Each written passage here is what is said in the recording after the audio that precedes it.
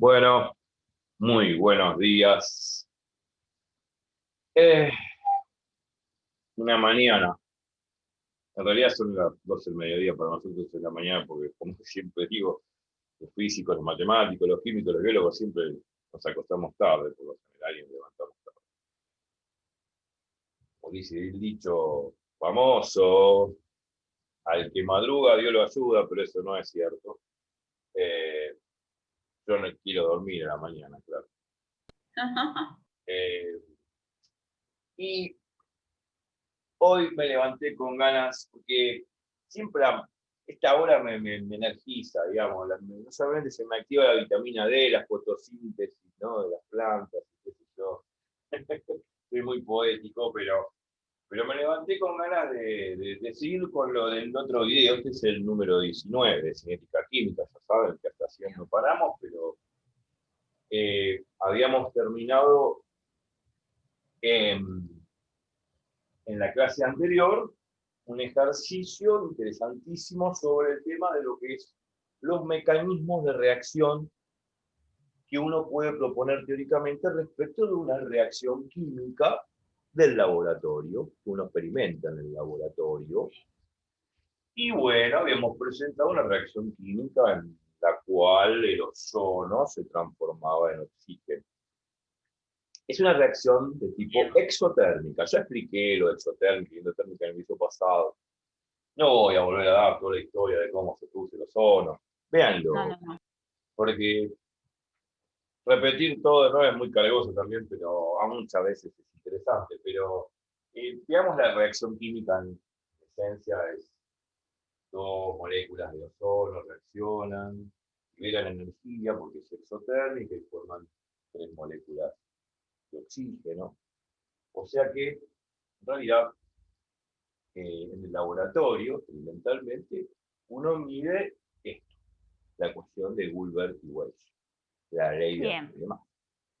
O sea que la velocidad de la reacción, propiamente dicho, es la del K experimental, o sea, la constante cinética de Arrhenius es experimental, por la concentración de este reactivo al cuadrado, por la concentración de este producto a la menos 1. Bueno, por lo general, siempre es el producto de las concentraciones elevadas a ciertas potencias de los reactivos, pero hay casos en los cuales también aparecen las concentraciones de los productos. Bien. Acá aparece concentración del oxígeno a la menos 1. Y ese a la menos 1 ya me está diciendo todo.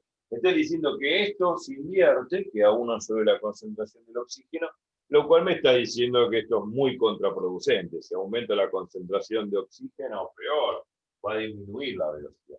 O sea, bien, la producción de oxígeno ante la descomposición del ozono es contraproducente, porque a medida que aumenta la concentración de productos que es oxígeno, disminuye la velocidad. Bien. O sea que es un producto inhibidor el oxígeno de esta reacción. Lo vimos eso.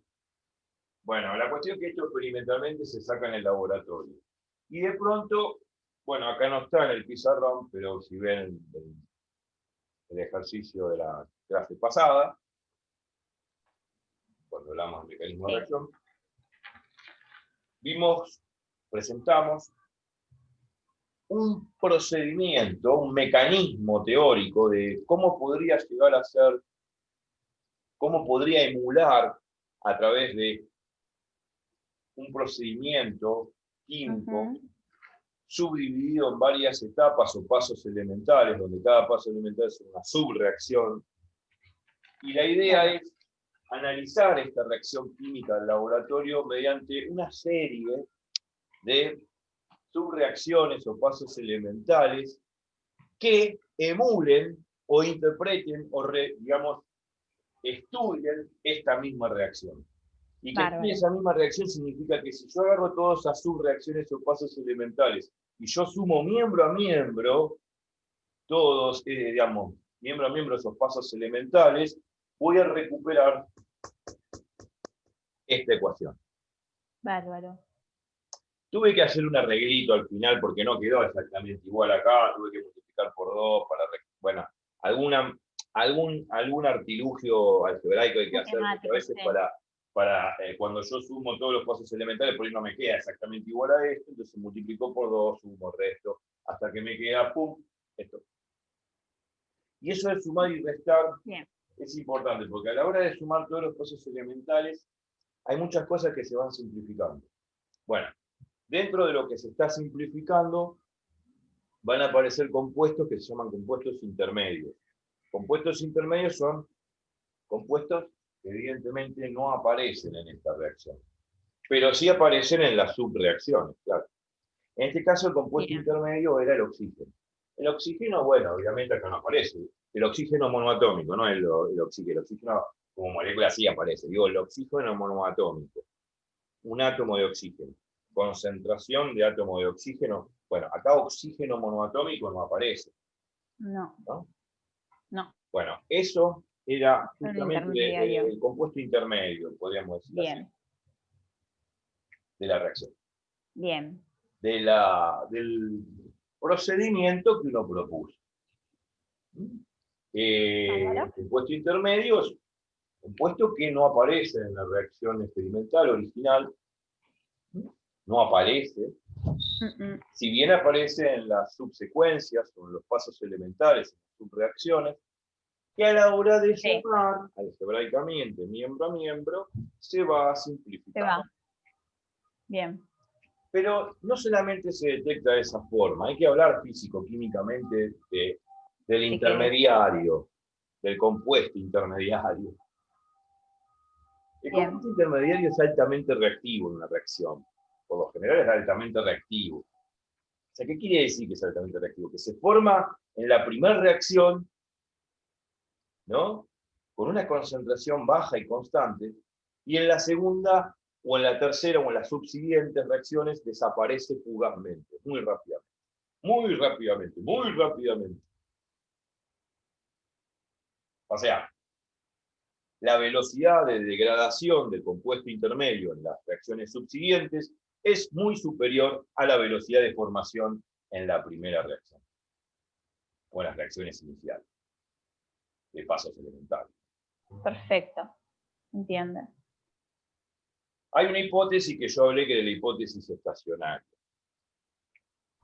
Sí. que decía que la concentración del intermediario es constante y baja, y si es constante, su derivada respecto del tiempo vale cero, aproximadamente cero. Esa hipótesis es muy importante, y ahora voy a ver por qué, pero para que se cumpla eso, vuelvo a repetir, se debe cumplir lo siguiente, que la velocidad de cómo se descompone o se deshace en los pasos elementales subsiguientes es mucho más rápido que la velocidad con la que se forma. Para que se cumpla esa hipótesis estacionaria, se tiene que cumplir esa condición. Que la velocidad con que se descompone Ajá. en las reacciones subsiguientes tiene que ser superior a la velocidad con que se forma. Ok, ahora me queda claro.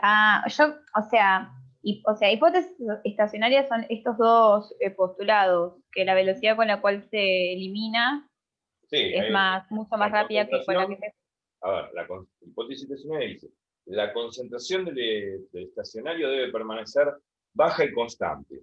Que sea constante significa de que, bueno, se formó, pero se degrada en la próxima reacción, o en la próxima subreacción, y en la próxima subreacción, en las próximas subreacciones, o sea, en las reacciones subsiguientes. Bien, O sea, se forma en la primera, pero se descompone rápidamente en la segunda, en la tercera y en las que aparecen.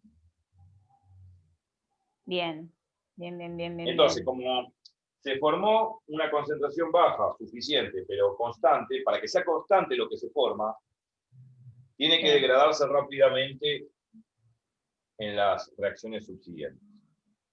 bien, bien, bien, Y bien. esa es la condición para que se cumpla la hipótesis estacionaria, que la concentración del intermediario es baja, constante, y al ser constante su derivada temporal respecto al tiempo es aproximadamente cero.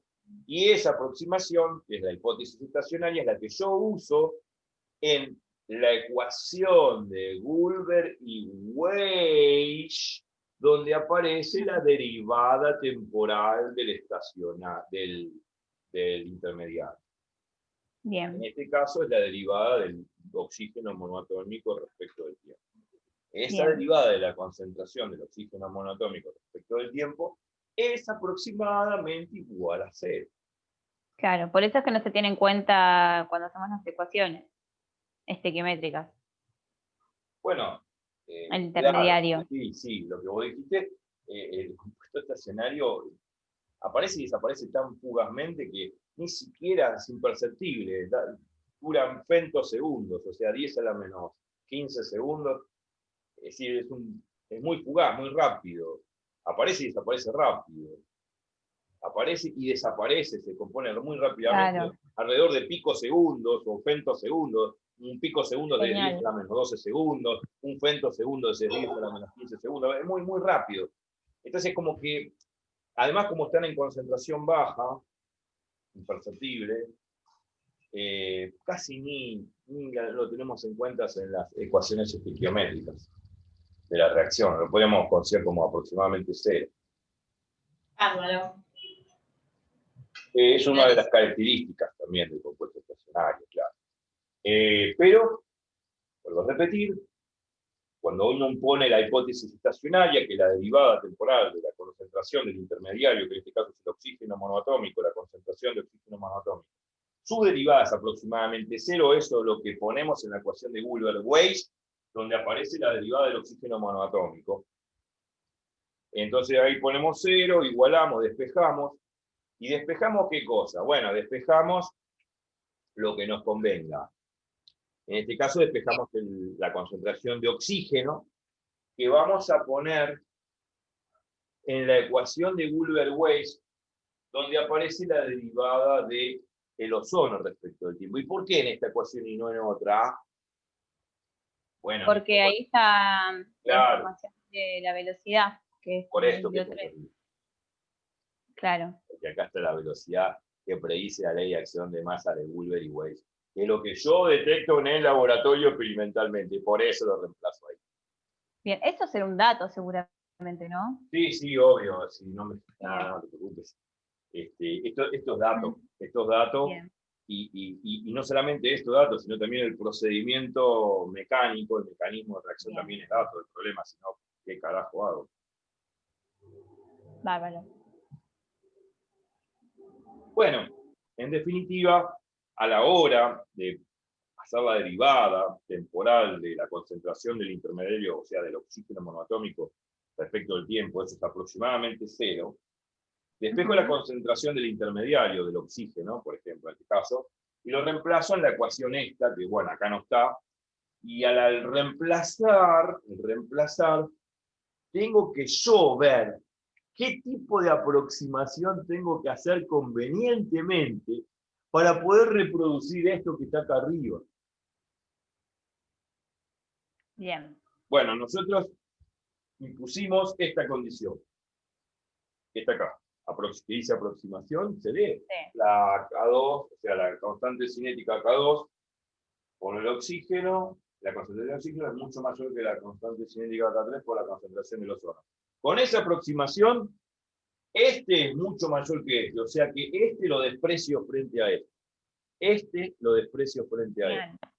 Y al despreciarlo lo tacho. O sea que tacho este en la ecuación. Y al tacharlo, me va a quedar de tal forma en la ecuación, por eso vean el video, me va a quedar de tal forma que voy a poder, me va a quedar abajo una concentración de oxígeno que lo voy a poder poner acá arriba elevado a la menos 1. Y ahí estoy reproduciendo Bien. o emulando la ecuación de acción de masas que yo tengo experimentalmente en el laboratorio.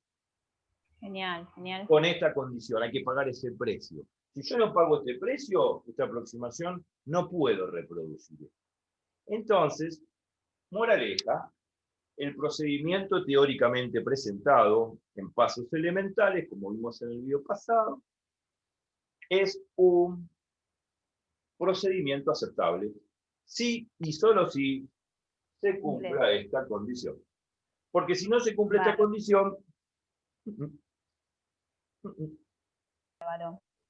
entonces, si empieza al revés, reproduzco una ley de velocidades distinta a esta. Si fuese al revés esto, si al revés, si la concentración esta es mayor, digamos que K3 por concentración de 3 es mucho mayor que K2 por concentración de oxígeno, y no. Ahí entro en otra aproximación y obtengo una ecuación diferente a esta. Y si obtengo una ecuación diferente a esta, no estoy reproduciendo lo que se ve en el experimento. Bárbaro. Entonces esa aproximación no es válida y el método tampoco va a ser válido con esa aproximación. Excelente. Excelente. Hay que ver el video pasado también, el que no lo vio obviamente no sabe ni de lo que estoy hablando, pero no importa, tienen que verlo. Para eso está, para eso lo cuelgo en el canal. No, Exacto. La cuestión es la siguiente, o sea, con esta aproximación, ¿qué estamos observando? Estamos observando algo interesante. Estamos observando que la velocidad, sabemos que la velocidad de 2 es la constante cinética 2 por la concentración de oxígeno, por la concentración de oxígeno monoatómico, y la velocidad 3, la constante cinética 3 por la concentración de oxígeno, por la concentración de oxígeno monoatómico. Esto viene de las ecuaciones del procedimiento teóricamente presentado. Bueno, la cuestión es la siguiente. Yo impongo esta aproximación sine qua non. Entonces, si esta presión es mucho mayor que esta, si vemos la ecuación de velocidad, vemos que esta presión es mayor que esta. Como tienen la misma concentración de oxígeno monoatómico, yo puedo decir que la velocidad 3 es mayor que la velocidad 2. Bárbaro. Y obviamente esa es la condición que surge, que velocidad 3 es menor que la velocidad 2. ¿No? Porque si K3 por concentración de O3 es mucho menor que K2 por concentración de O2, este bicho de acá es menor que este bicho de acá. Como tienen la misma concentración de oxígeno monoatómico, al ser esta presión menor que esta, entonces la velocidad 3 es menor, mucho menor que la velocidad 2. Y acá está, o velocidad 2 mucho mayor que velocidad 3. Perfecto. Quedó claro eso. Ahora, importante, la idea que acá vemos cómo compiten el paso 2 y el paso 3. Obviamente que el paso 2 le gana al paso 3 porque tiene más velocidad.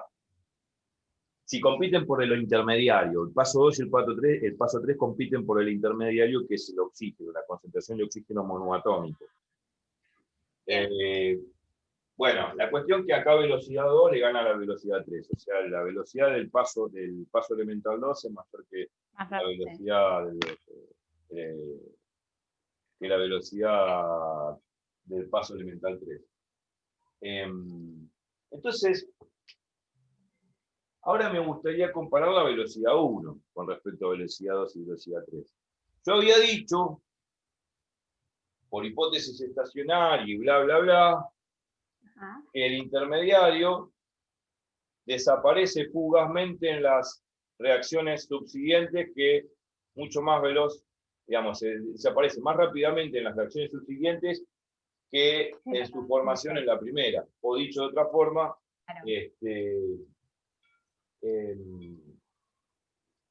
aparece en la primera reacción con una concentración baja y constante, y para que eso suceda, debe suceder de que tiene que desaparecer rápidamente en las reacciones subsiguientes. Entonces, yo puedo decir que como desaparece muy fugazmente, así, muy rápidamente en las reacciones o en los pasos elementales subsiguientes, la velocidad de desaparición, ¿no?, del intermediario es mucho mayor que la velocidad de formación en el primer paso. Entonces, se supone que tanto velocidad 2 y velocidad 3, donde se degrada, donde se deshace el intermediario, que en este caso es el oxígeno monoatómico, son superiores a velocidad 1. ¿Se entiende? Claro, totalmente, sí. Entonces, sí, son perfecto. superiores a velocidad 1. Son superiores a velocidad 1. Bueno, entonces, por ley transitiva, si B2 es mayor que B3 y B3 es mayor que B1, este es el orden de velocidades. B2 es mucho mayor que B3, B3 es mucho mayor que B1. ¿Quién es el paso más lento? El primero. porque velocidad 1 es la más chica. ¿Está bien? Perfecto. Entonces, Perfecto. este aquí, el paso elemental más lento es el primero. De 2.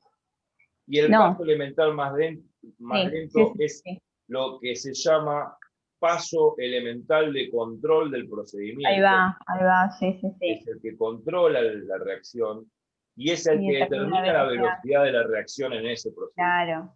Porque la velocidad de la reacción está dado por el paso más lento, por la velocidad del paso más lento. En este caso, velocidad 1. Claro. Y eso es lo que habíamos terminado. Repaso, véanlo atentamente.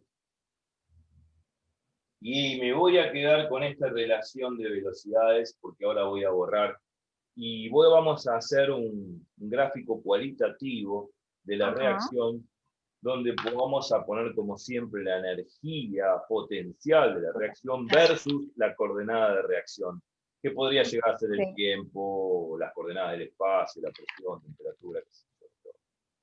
Bien.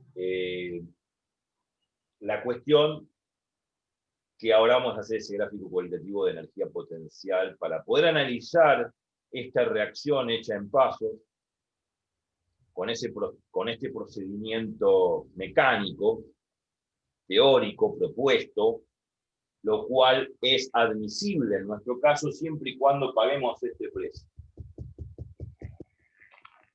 Que K2 por la concentración de oxígeno biatómico es mucho mayor que K3 por la concentración de ozono. Si pagamos ese precio, nuestro mecanismo teórico en pasos elementales es admisible porque reproduce el experimento. Ok, ya lo dije y ahora borro. ¿Alguna duda? Genial. No, hasta acá quedó todo genial. Bueno. ¿Alguna objeción? Tampoco. Así te decía alguna objeción. ¡Ah! ¡Qué bárbaro! Bueno, por eso es interesante repasar todo el video anterior. Yo simplemente uso un repaso ligero de todo lo que vimos. Pero el tema de mecanismos de reacción es fundamental, porque uno puede proponer, más allá de los ejercicios de la guía, de parcial, uno puede proponer en el laboratorio un mecanismo de reacción, que después, si es admisible o no, depende de las aproximaciones que esté haciendo. Total, claro.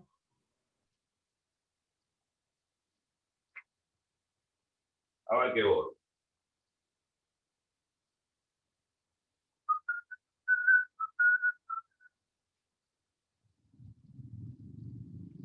El gráfico que vamos a hacer ahora es de este ejercicio, como de este mecanismo. Sí.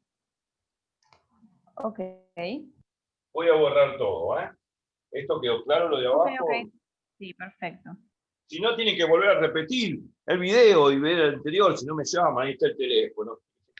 Está el video, el canal, se pueden comunicar con WhatsApp, o con mail, o por el canal también, y qué sé yo, tengo muchos medios. Perfecto. Qué sé yo, alguna sugerencia.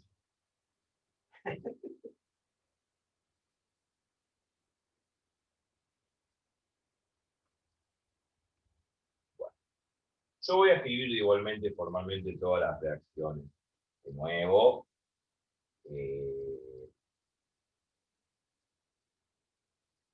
esto lo dejo, no molesta. Voy a escribir todas las reacciones de nuevo. Además, me sirve de dato, digamos, de lo que hablé. Bien. Un poquito. Bueno, las reacciones que yo presenté, que las tengo acá escritas, porque no puedo morir esta basura. Tengo otras cosas más importantes que recordar. Era, bueno, la reacción, bueno, en principio experimental ya sabemos qué es lo que teníamos que reproducir, ¿no es cierto? Pero bueno, no voy a escribir, yo voy a escribir los pasos elementales. Los pasos elementales del mecanismo de reacción. Mecanismo de reacción.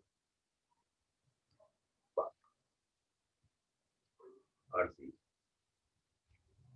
principio, bueno, uno plantea el experimento.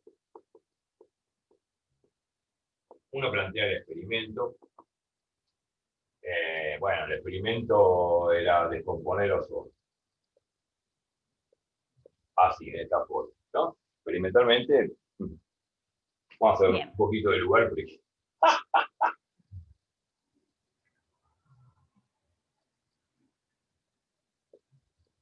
así pongo la ecuación de Wolver y Weich. O sea, la velocidad de la alcance experimental por la concentración de ozono al cuadrado, por la concentración de oxígeno diatómico a la menos 1, bueno, bla, bla, bla.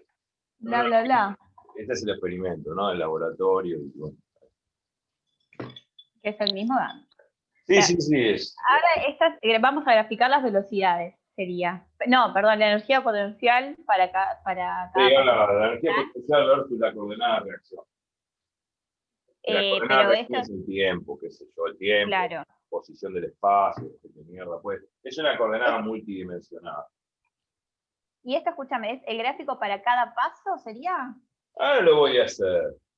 Ah, bueno, Voy a bueno. apurar. Chusma. Claro, sí, ahora, segundo, propongo un procedimiento mecánico. Mecanismo de reacción propuesto.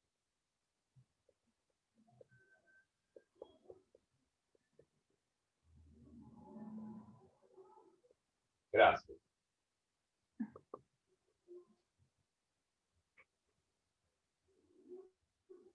¿Por qué salen desalineando las cosas?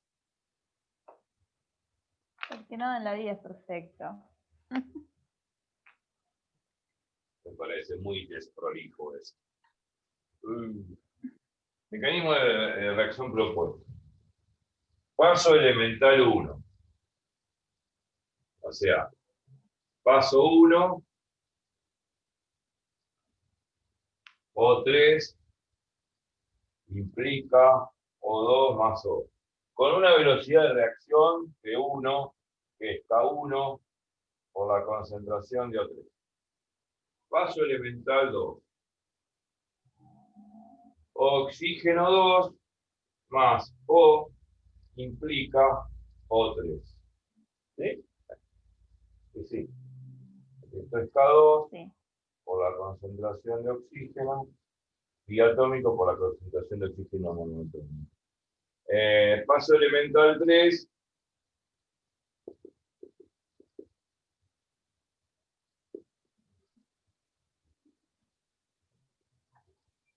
Es O3 más oxígeno, forma 2 moléculas de oxígeno.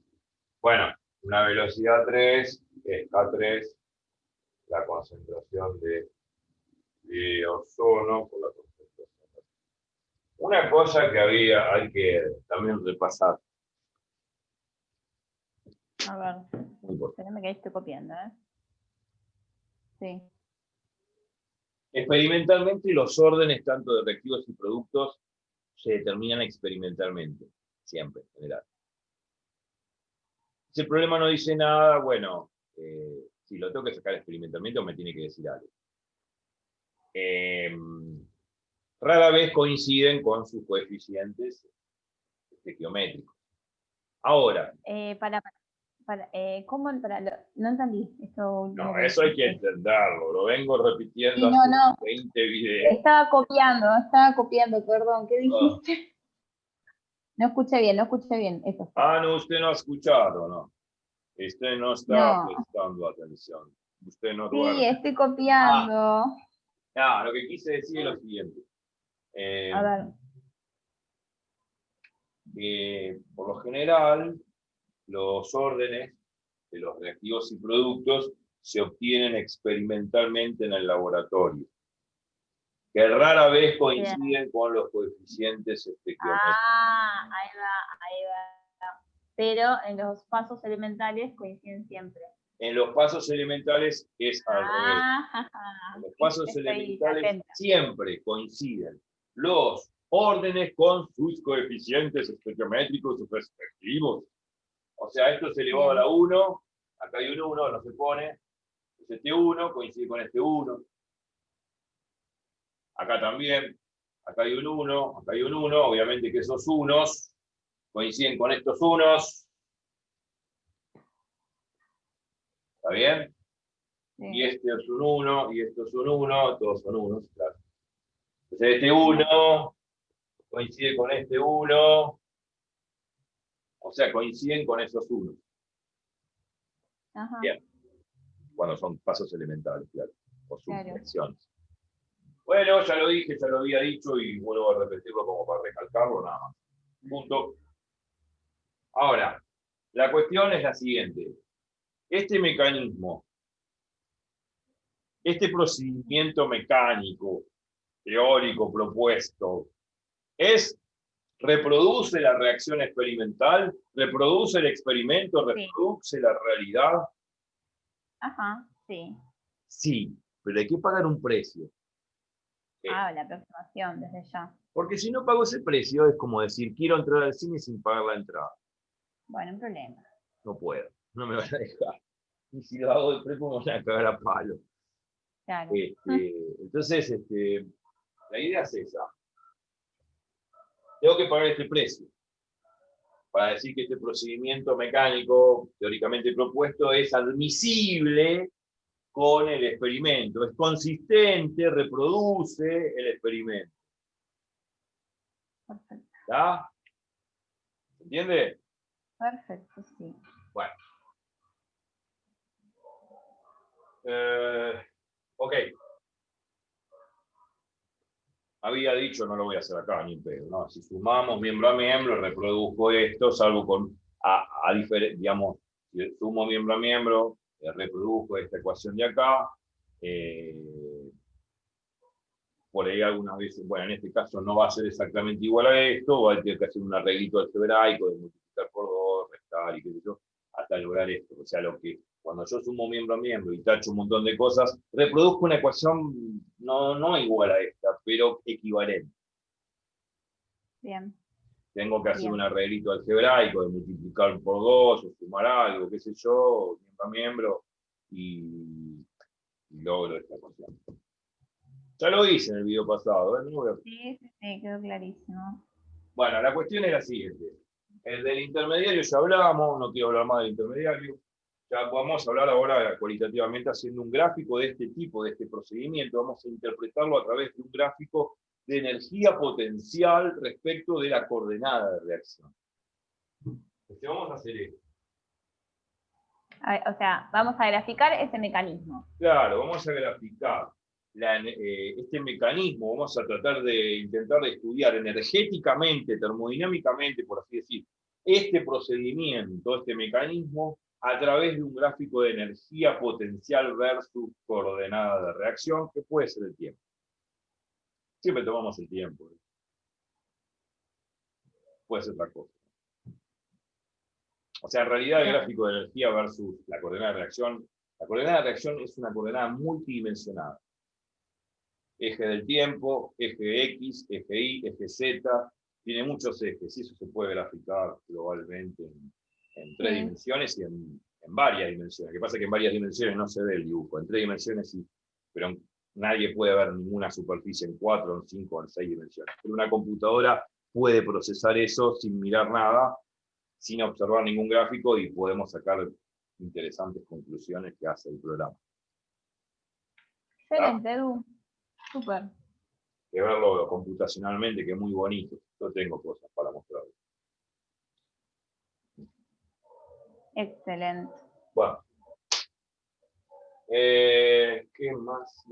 Bueno, sí, vamos a hacer esto.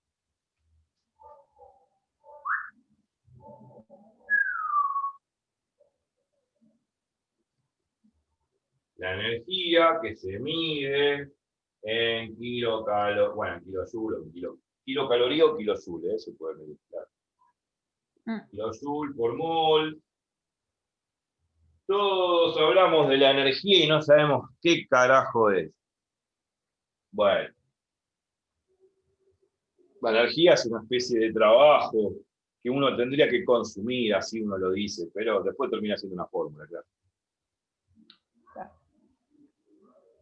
Ya hablamos de la energía, no voy a meter. Después cuando hablemos de termodinámica vamos a hablar mucho mejor de lo que es la energía, ¿no? Más allá del chip. La coordenada de reacción sería esta, Tiempo. coordenada de reacción, que puede ser el tiempo. Yo pongo coordenada de reacción, que en este caso podría llegar a ser ejemplo, el tiempo, el segundo. Bueno, ya sabemos, chicos. Bueno. De pronto, quiero graficar esta situación. Digo, bueno, yo sé que la velocidad 2 es muy superior a la velocidad 3, y la velocidad 3 es superior a la velocidad 1, ¿está? ¿Se entiende? Perfecto. Ok.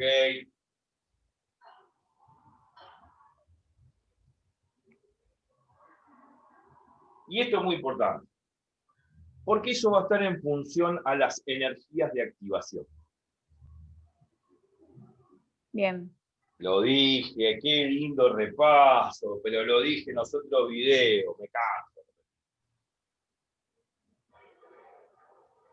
¿Qué pasaba cuando en una reacción la energía de activación es muy alta? Había costaba mucho más que se produzca, había que pasar una barrera alta de potencial para poder llegar a que se produzca la reacción y caer en ese pozo de... Consumir mucha energía, hablando de energía cinética, para poder superar esa barrera, esa cresta Claro. de esa barrera de energía de activación, para poder a futuro formar el producto. Entonces, cuanto mayor es la energía de activación, es contraproducente, disminuye la velocidad. O sea, le cuesta más a la reacción llegar y por ahí no se forma el producto. Entonces, a más energía de activación, menor velocidad. Claro. O sea, claro, sí. Y esto que estoy diciendo lo dice la constante de Arrhenius. ¿Viste cómo hacía el Chavo del 8? La constante de Arrhenius lo dice. O sea, más allá de intuitivamente lo que estoy diciendo, que es lógico. Yo tengo que superar una barrera de potenciales como subir la montaña rusa. Cuanto más altura tiene que subir el carro, más energía tiene que hacer el motor para subirlo de arriba. Cuanto más piso tengo que subir por la escalera, más energía tengo que consumir. Llego con la lengua afuera al 10º piso. O sea, es lógico que tengo que consumir más energía para poder superar la barrera de energía de activación y por lo tanto le cuesta más a la reacción poder producir productos a futuro.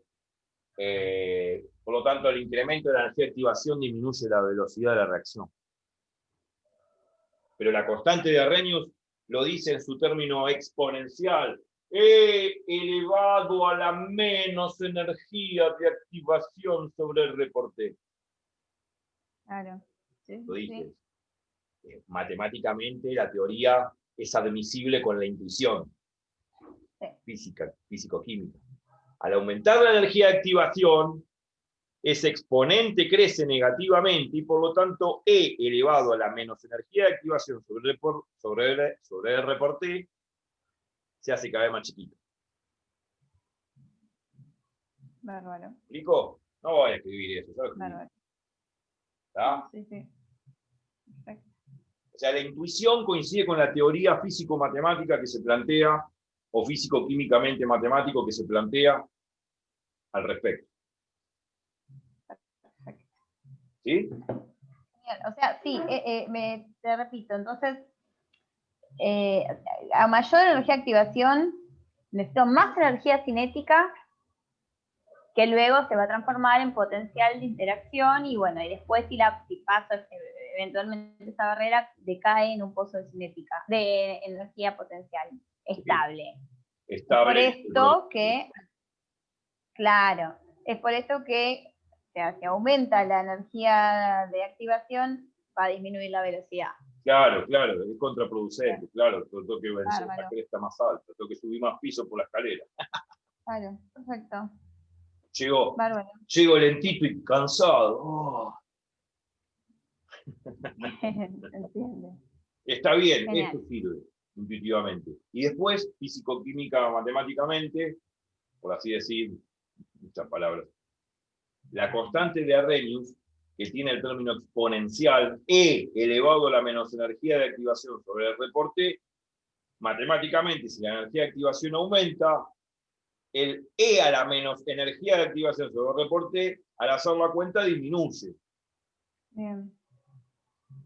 Claro, Al disminuir ese factor exponencial, como K es proporcional a ese factor exponencial, el K, que es la constante cinética de velocidad, también disminuye. Y si disminuye el K, por la ley de acción de masas, disminuye la velocidad.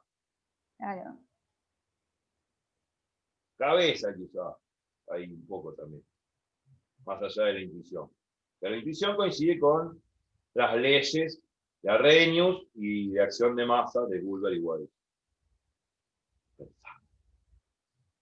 Bien. Perfecto. Lo dije. Entonces, ahora vamos a esto. Si lo entendimos, tenemos que saber aplicar esta situación. Velocidad 2 mayor que velocidad 3 mayor que velocidad 1. Bueno, si... Y acá lo voy a poner. Y ahora me lo vas a contestar. ¿Ah? Si velocidad 2 es mayor que velocidad 3 y mucho mayor que velocidad 1, ¿cómo es la relación de energías de activación? ¿Cómo dijiste? Sí, si velocidad 2, bueno, al revés entonces. Al revés, porque el que tenga menor velocidad es el que mayor sea su barrera de energía de activación. Sí, al revés, la relación, como vos dijiste, así, ¿no? O sea, Sí. a ver si tengo más lugar, porque quiero hacer, no quiero ocupar lugar más de lo que necesito gráfico. Velocidad 2, mayor que velocidad 3, mayor que velocidad 1. Esto implica qué relación va a haber entre las energías de activación. Por lo que dije recién. Mientras doy vuelta. Minuto en el aire. Ya. Todo por $1.000.000. Todo por $1.000.000.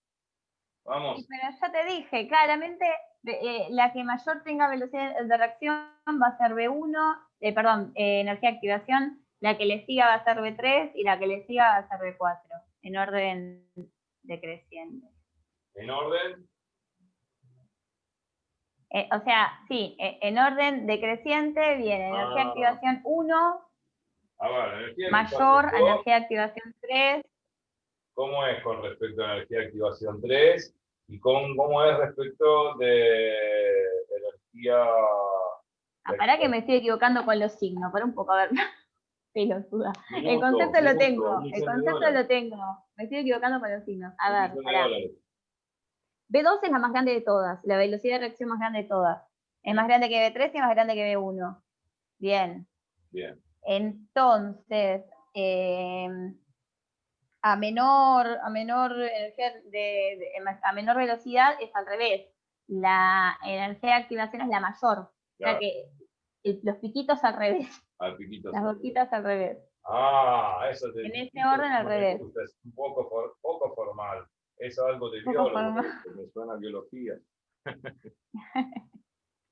Está bien, la relación es al revés. O sea, cuanto menor velocidad, mayor energía de activación. O sea, la idea es tener presente esto, ¿no? A mayor velocidad implica menor energía de activación. Bien. El dibujito lo hice. ¿Se entiende?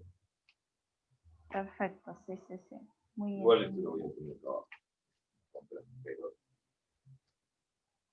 ¿Está bien? Ideal. O sea, vamos a poner acá abajo esta conclusión para que no ocupe lugar.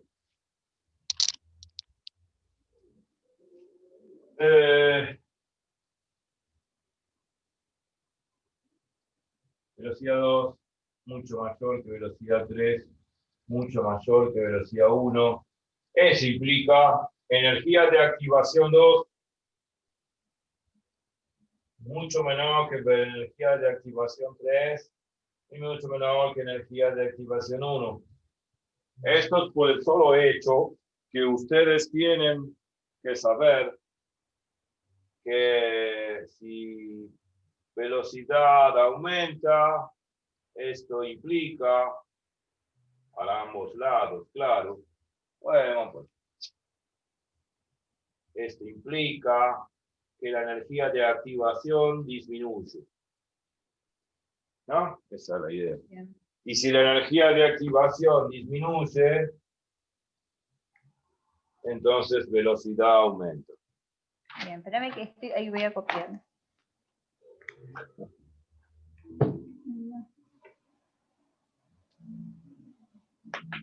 Velocidad de activación. Hoy no sé si tengo mi energía de activación activada. Ah, Bien, ahí va. Listo, ya copié.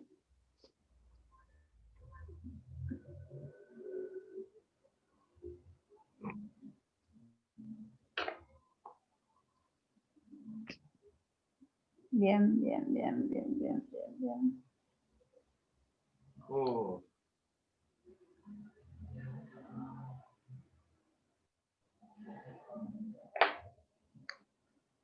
Exactas es exactas.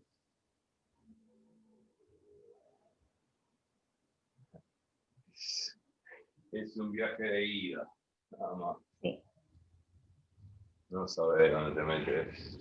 no.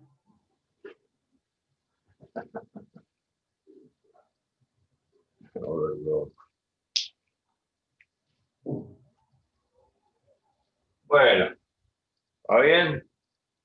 Perfecto, Edu. Ok.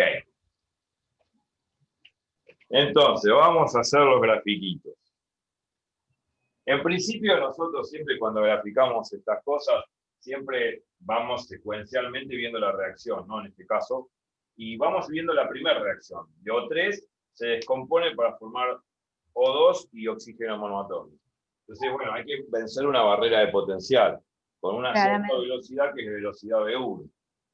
Sí, Entonces, la curva va a ser como siempre. Vengo con una concentración de ozono inicial, claro.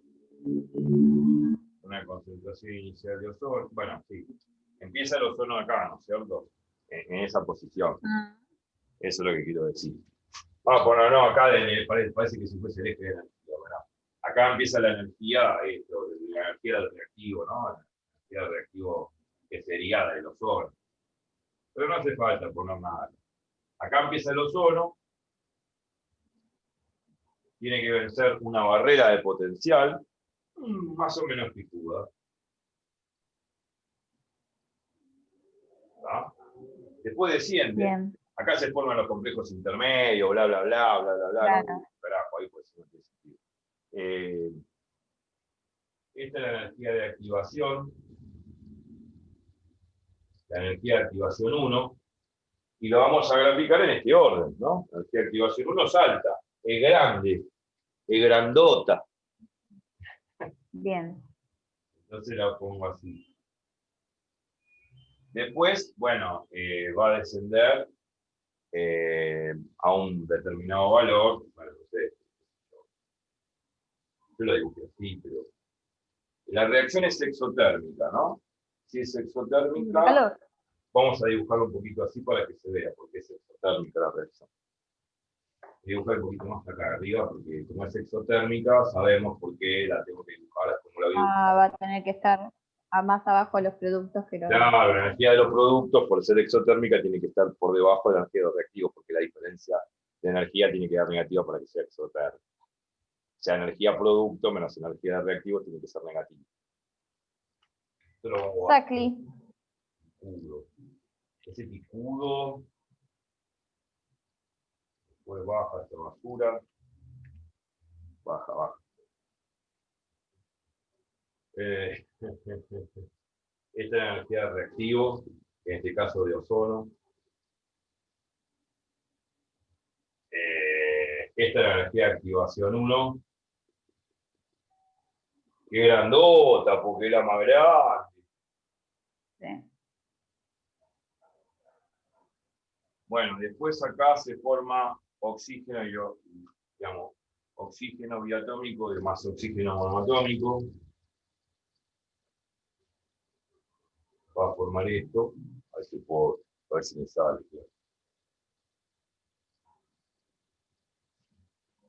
Bueno, la energía de activación 2 es más chica que la energía de activación 3. Le vamos a dibujarla así. Después cae. La energía de activación 3 es mayor. Entonces, si es mayor, tendría que ser así. Después cae. Ahí está, más o menos. Ahí va. Cualitativamente. La energía de activación 2 es más chica que la energía de activación 3. Vamos a hacer un poquito más. La picura. Pero más chica que. ¿Se ve? Perfecto, Edu. Qué detallista que estamos hoy.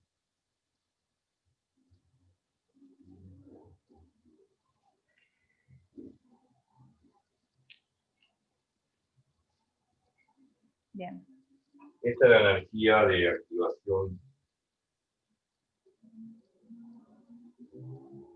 Siempre respecto del pozo. Ahora vamos a ver por qué. Bueno, acá hay ozono. Acá los complejos activados. Acá el ozono se descompone, se degrada y forma acá, en el pozo de potencial, vamos a poner ozono acá. Acá se va a formar oxígeno más oxígeno monoatómico. ¿Está? ¿Está bien? Acá esto sería la situación donde está el intermediario. ¿Está? Aparece el intermediario acá, que es el oxígeno monoatómico. ¿Se ve? Perfecto. Bueno, después sigue la reacción, se forman otros complejos activados y esto decanta en un nuevo producto que es ozono.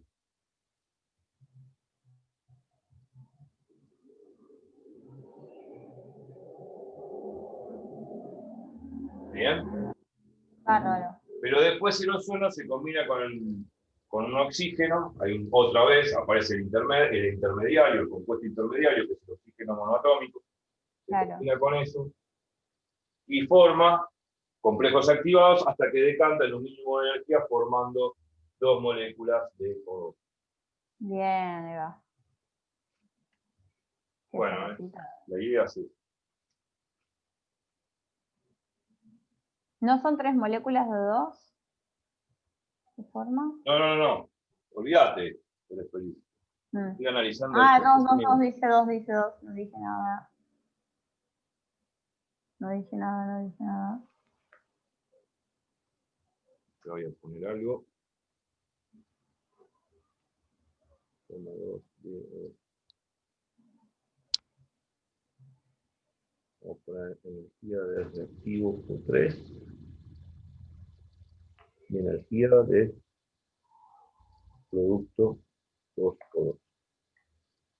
Energía reactivo de producto 2O2 menos energía de reactivo O3, producto menos reactivo, eso es el delta de energía. Delta de energía de la reacción es negativo, pues la reacción es exotérmica.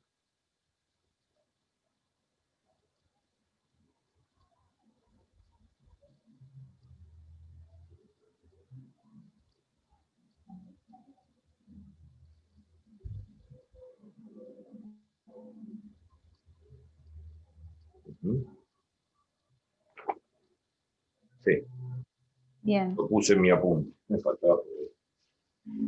Bueno, y después, se supone que acá está el diagrama de energía. En este orden, digamos, de las energías de activación.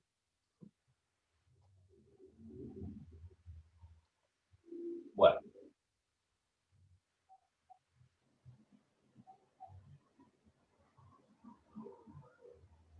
Se supone que la energía, en este caso de reactivo inicial, era ozono y la de producto final es 2 veces la molécula de oxígeno, o sea que sería esto. O sea que esta es la energía del producto, que es 2 moléculas de oxígeno. Excelente. ¿Está bien? Se supone que la diferencia de energía es la variación de energía de la reacción, es energía productos menos energía de reactivos, y como es exotérmica es negativa. Por ser reacción exotérmica. Bien.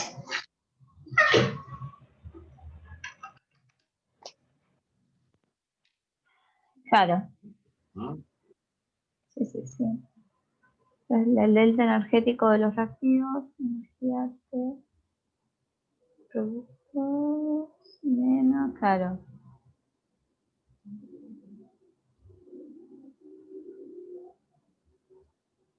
Bien. Ahora, yo podría calcular entre pasos elementales, podría calcular la variación de energía de cada reacción, de cada paso, ¿no?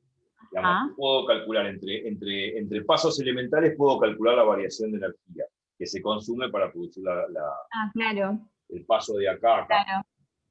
Por ejemplo, acá yo tengo energía de reactivo inicial es O3.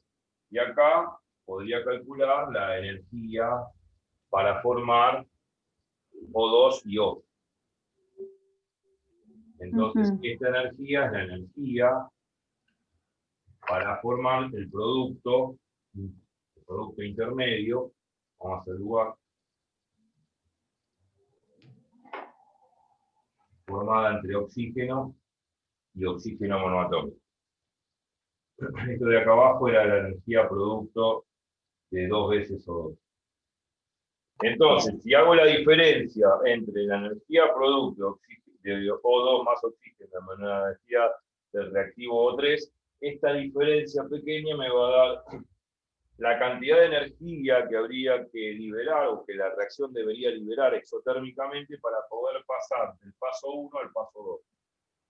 Bien. ¿Sí?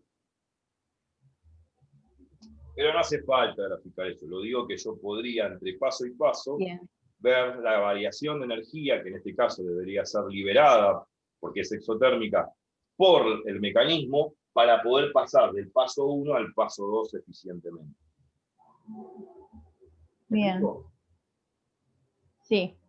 Y esto es el total. Este es el balance total, desde que empieza hasta que termina. ¿Está? Perfecto. Que si el mecanismo es admisible por esta aproximación, esta variación de energía tiene que ser la misma que la que se obtiene experimentalmente. Porque en el laboratorio la realidad es una sola. Más allá del mecanismo que proponga, la realidad es una sola. Entonces, termodinámicamente, esta variación de energía que debería liberar esta reacción exotérmica a través de este mecanismo propuesto y admisible y aceptable, siempre y cuando paguemos el precio de esta aproximación, esta variación de energía tiene que coincidir con esta variación de energía que haría yo en el experimento. Si no, no tiene sentido. Una cosa de una cosa y la otra de otra. O sea, es un mundo de locos. Perfecto, sí, total. O sea, esta variación de energía total tiene que coincidir con la variación de energía total que uno rescata experimentalmente. Tiene que coincidir, si no, ¿de qué estamos hablando? Total. Termodinámicamente deben coincidir. Tanto lo que yo obtengo del procedimiento o del mecanismo propuesto como lo del experimento. Perfecto. ¿Ah? Bueno. Ideal.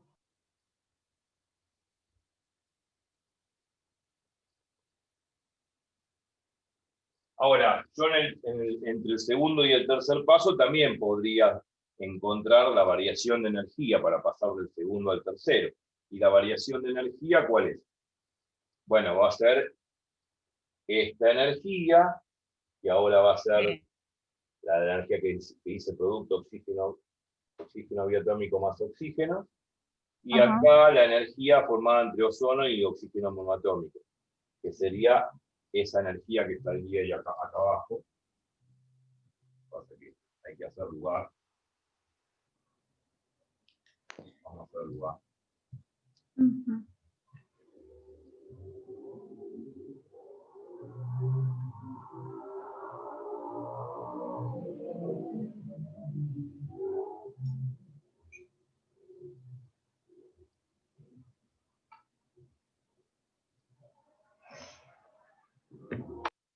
Esta que tracé recién sería la energía producto ozono más oxígeno. Y esta de acá era la final, que la energía producto 2 veces oxígeno. ¿Se ve? Sí, perfecto. ¿Se distingue? Sí. O sea, esta energía de acá, esta linita finita de acá corresponde a esta energía. Y esta última linita finita de acá corresponde a la energía de formación final de 2 moléculas de oxígeno. Bien, ¿Sí? bien, ahí estoy copiando, ¿eh? Sí. No, digo que si se entiende y si se ve bien. Eso es lo que estoy preguntando. Sí, se ve un poquito borroso, pero yo entiendo bien. O sea, vos mientras lo ibas escribiendo, lo ibas diciendo, así que lo voy a Borroso, entender. ¿ves? Y un poquito en esa esquina, siempre esa esquina se llega a ver un poquito borroso. Ahí se ve mejor. A ver, sí. Ahí va, ahí va.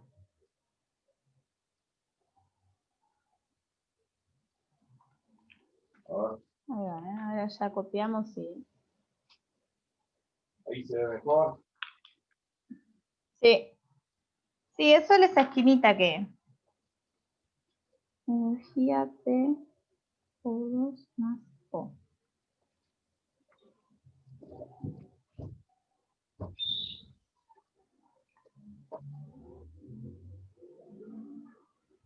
Ahí va. Ahí se ve mejor o no. Sí, Esto se lee bien. sí. Esto es la energía reactiva ozono. Esto es la energía producto oxígeno más ozono. Más oxígeno más oxígeno monoatómico. Esta es la energía de producto ozono más oxígeno y esta es la energía de producto 2 veces oxígeno 2. Eso tiene que ver con mi reacción. Sí. Re bien ahí. Re bien. Ahí está, Edu, ya está. ¿Ah? Entonces yo puedo sacar las diferencias de paso a paso, las diferencias de energía, entálpicamente hablando, para pasar de un paso al otro. ¿Está bien? Súper bien, se entendió perfecto eso.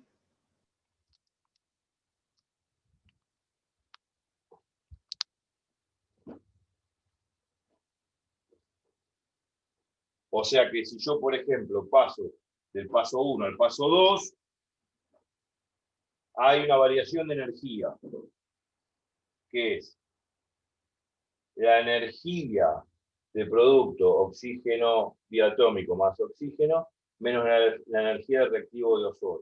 Esa diferencia de energía va a ser la diferencia de energía del paso 1, del paso 1 al paso 2. Bien, Después hago la diferencia de energía entre la energía de formación la energía de ozono más oxígeno, menos la energía de formación de oxígeno O2 más oxígeno monoatómico. Si hago esa diferencia de energía, me va a dar la diferencia de energía entre el paso 2 y el paso... entre los dos pasos, el paso 2 y el paso 3. ¿Tá? Bárbaro. Y después, si hago la diferencia entre productos ozono más oxígeno monoatómico menos la del producto de 2 veces oxígeno, esa diferencia me da el paso final. Pero bueno, la cuestión es la siguiente. En el balance de energía, si yo hago esta diferencia, más esta diferencia, más esta diferencia, si hago todas esas sumas, esa diferencia me da esta variación de energía total. Bien. Súper. ¿Me explico? Sí, sí.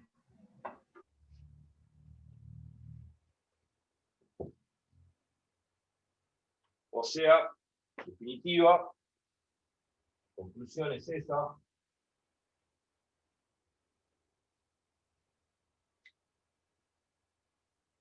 Que si yo hago la variación de energía total, va a ser la energía del primer paso al segundo, o sea, va a ser energía de reactivo O3, bueno, en realidad sí, pero energía de producto, Sí.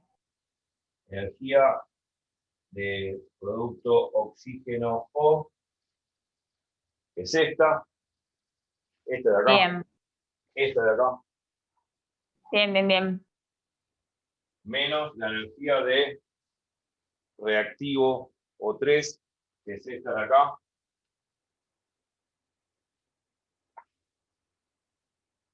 Sí. bueno, esta variación de energía es la energía que se consume del primer al segundo paso. ¿Está? Bien. Bueno, ahora le sumo la variación de energía,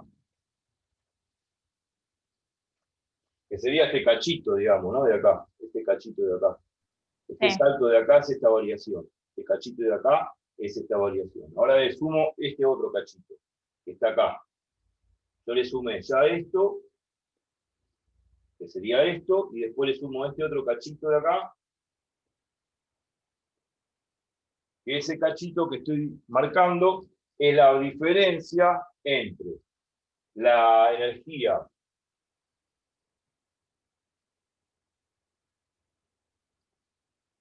producto ozono más oxígeno menos la energía producto que está acá arriba, Ajá. oxígeno más oxígeno monoatómico. Bien. Y después le sumo la última diferencia. Esta diferencia chiquitita que hay acá.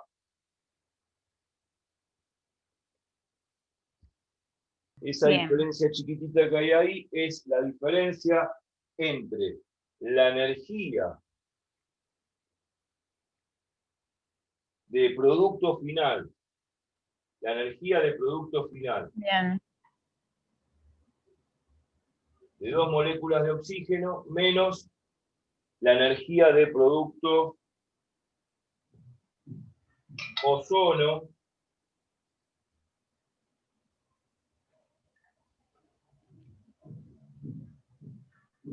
más oxígeno. Cuando hago esta cuentilla, al final del chiste, cuando hago esta cuentilla, ¿qué me queda? ¿Qué puedo simplificar? Y lo que está igual. Claro, o sea, puedo simplificar esto con esto, esto con esto. ¿Y qué me queda? Al final del día me queda menos esto más esto, que es lo Bien. mismo que está acá arriba. Ah, claro. O sea, me queda menos la energía del reactivo 3 más la energía del producto 2O2, que es lo mismo, el orden de los factores no altera el resultado de la propiedad conmutativa. Gracias. Gracias.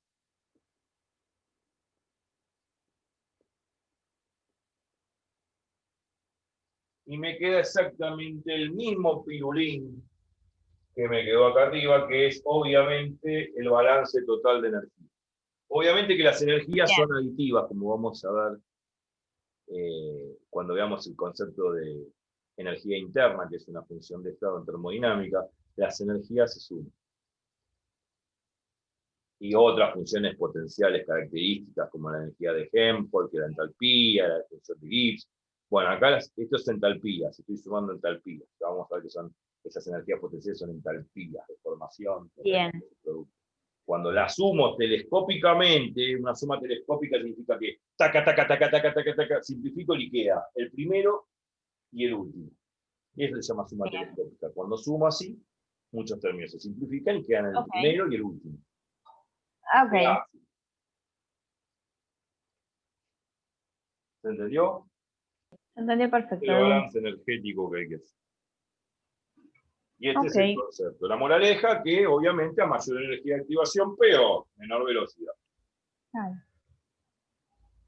Bien. Bueno, ahora le vamos a meter catálisis a todos este tipo de reacciones. No en este, porque ya está trillado este ejemplo. Vamos a ver otro ejemplo.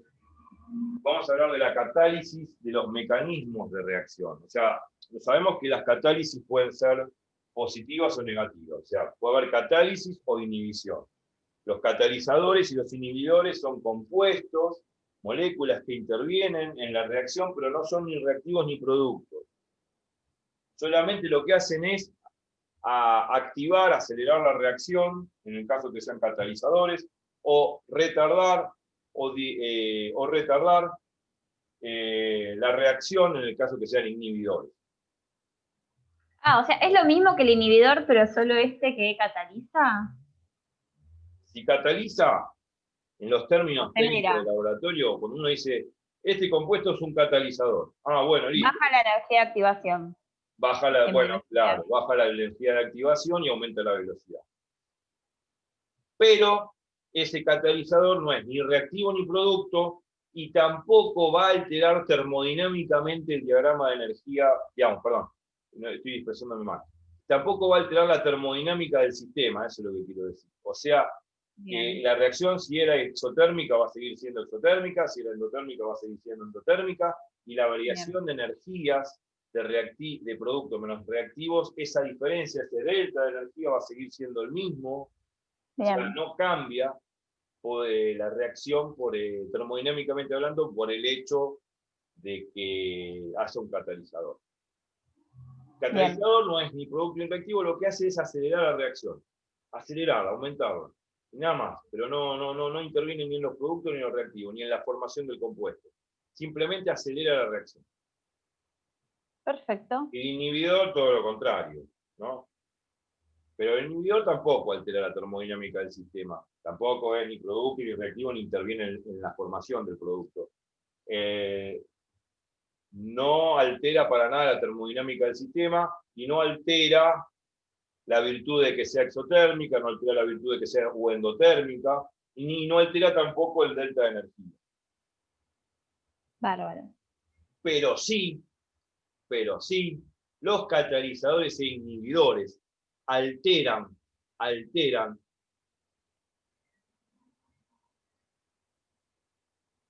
el camino de los pasos elementales. Pueden alterar el camino de los pasos elementales. Los pasos elementales van a cambiar la ruta de la reacción. No a través de los nuevos pasos elementales. O sea, para entender bien, ¿los catalizadores pueden alterar los pasos elementales? ¿Sería? Los catalizadores sí, exactamente, van a alterar no solamente la energía de activación, sino digamos, la ruta de reacción. Bien. ¿Son intermediarios también o no viene caso? No, los catalizadores no tienen por qué ser intermediarios, no.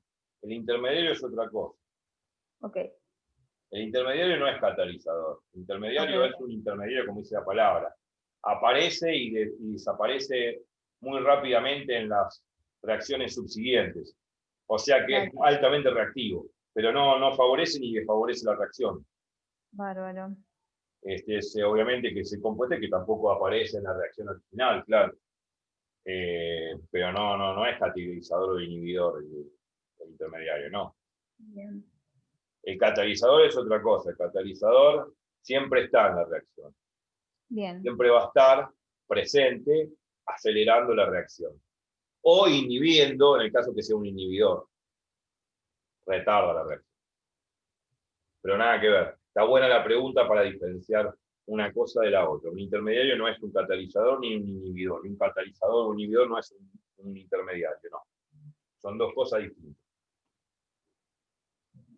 Bien. El inhibidor aparece forma una concentración pequeña, perdón, el intermediario aparece en la primera reacción o el primer paso elemental, con una concentración baja y constante, cuya derivada temporal respecto al tiempo aproximadamente vale 0, bla, bla, bla.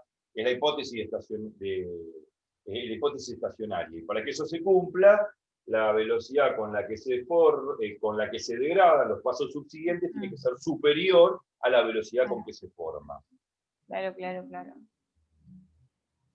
Bien, perfecto. Y el intermedio no aparece en la reacción. No aparece. En cambio, el catalizador aparece siempre en la reacción del experimento, a pesar de que no es reactivo ni producto, y acelera la reacción, o desacelera la reacción si es un inhibidor. Y no tiene nada que ver con el intermediario. O sea, aparece en la ecuación general. Claro, siempre. Siempre está presente porque yo en el laboratorio le meto el catalizador, qué sé yo. Ya vamos a ver una linda reacción, que tengo un video interesante. Agarro peróxido de hidrógeno en una probeta, que es H2O2, y yo sé que eso se va a descomponer en agua más oxígeno, pero tendría que pasar muy largo tiempo para que se produzca esa reacción. Entonces, para acelerar la reacción y verla eficazmente, le meto un catalizador. El catalizador que le meto para acelerar la reacción y ver la reacción propiamente dicha en el laboratorio, el catalizador es un catalizador que es una sal, que es ioduro de potasio.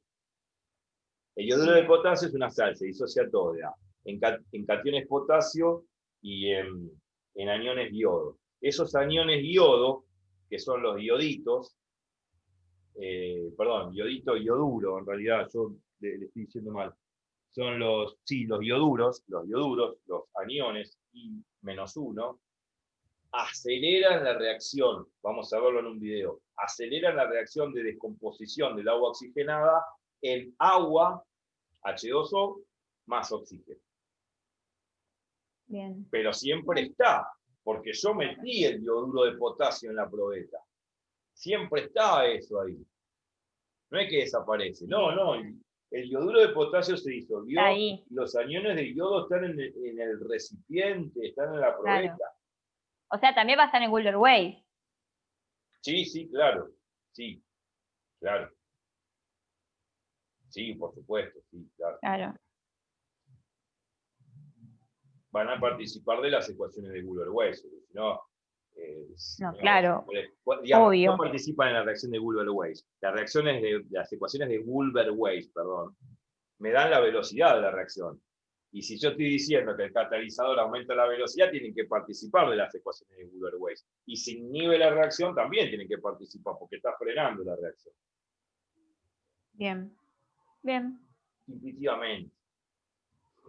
Ok.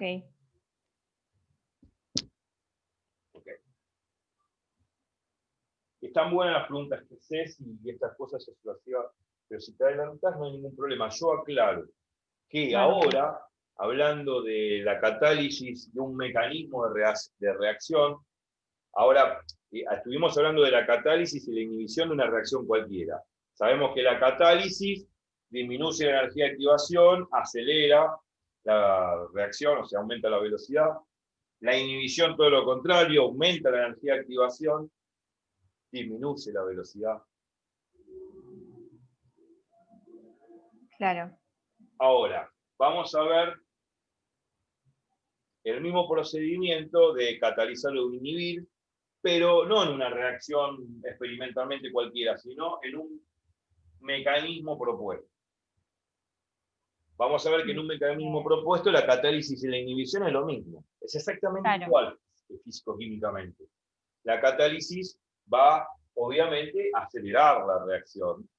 Claro. La inhibición va a retardar la reacción, va a frenar la reacción. La catálisis sí va a disminuir la energía de activación porque hace más veloz la reacción. La inhibición o los inhibidores, al contrario, aumentan la energía de activación, por lo tanto disminuye la velocidad. Eso sucede también en los mecanismos de reacción. Ok. Lo que va a suceder interesante en los mecanismos de reacción, lo que va a suceder, que tanto para el caso de catalizadores o inhibidores, no solamente van a cambiar las energías de activación, sino van a cambiar la ruta de reacción. Energéticamente hablando, va a cambiar la ruta de la reacción. Energéticamente hablando, lo que quiero decir es la curva cuando uno hace esta cosa de acá. Y ahora lo vamos a ver, claro. Sí.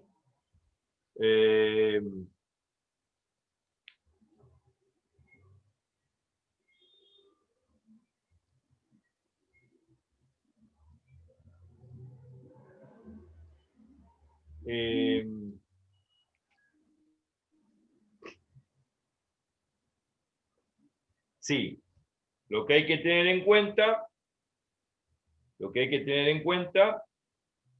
que en presencia del catalizador no solo se disminuye la energía de activación aumentando la velocidad, sino que se hace que se transite a lo largo de una coordenada de reacción distinta.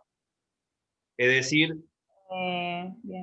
la secuencia de estructuras que adoptan las moléculas de camino a los productos es ahora diferente. En particular la del complejo activado. O sea, cambia la ruta, cambia todo este proceso, digamos. Es decir, los complejos activados van a ser distintos, bueno, lógico, porque va a participar acá en estas reacciones, va a participar un catalizador que no solamente va a disminuir estas energías de activación, sino que ya no van a ser así tan... Va a cambiar este secuenciamiento. Bien, los pasos, los pasos. pasos. Exactamente, la ruta de reacción.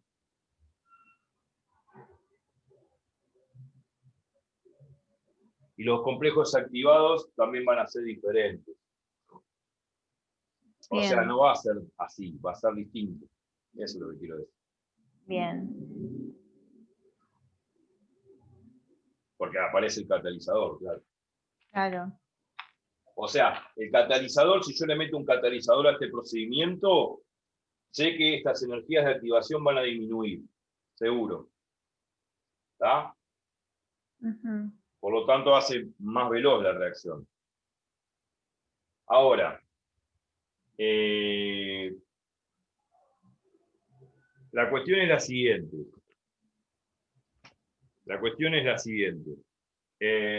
Van a disminuir estas energías de activación por el catalizador, porque aumenta la velocidad de reacción.